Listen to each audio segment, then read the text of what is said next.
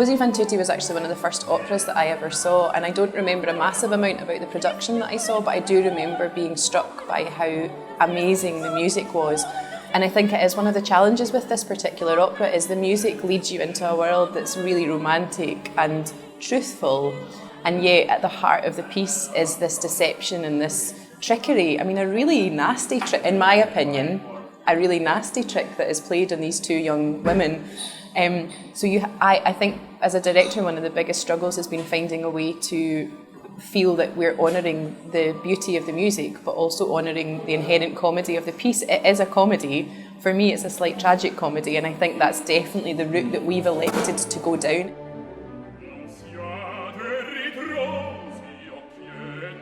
One of the other reasons for setting it in this world of a dressmaker shop is that from a prop point of view, it was a total gift. So there's lots of gameplay, like using Taylor's mannequins, the boys mistake them for the women at one point, and also like there's lots of references in the original text to swords and blades, so we use things like dressmaker's scissors or strange little cutting tools for those moments.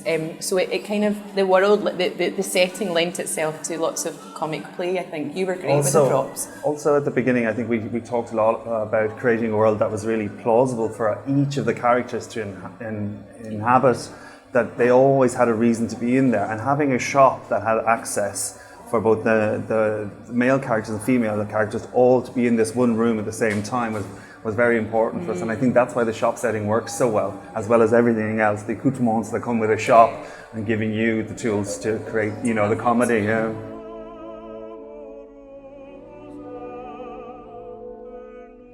The challenge of the 19 venues is that the set itself has to have 3 variations, and I describe them as one in size A4, and then the next one was an envelope, and then the next one was a stamp.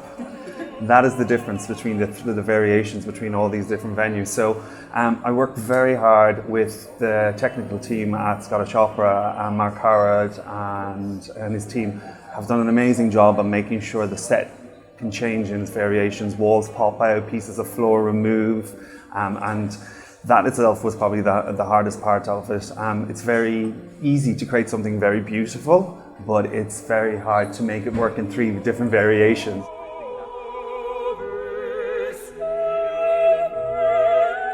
Take a trip back in time, that's what I say. Come back and visit the 50s, the glamour of the 50s, and immerse yourself in the romance and the comedy of it all. And I think it's a great way just to escape for a couple of hours from our humdrum lives. I'm really proud of the production we've created. It's fun, but it's got heart as well, and you have got a cast of absolutely standout young singers who are going to deliver an amazing show night after night.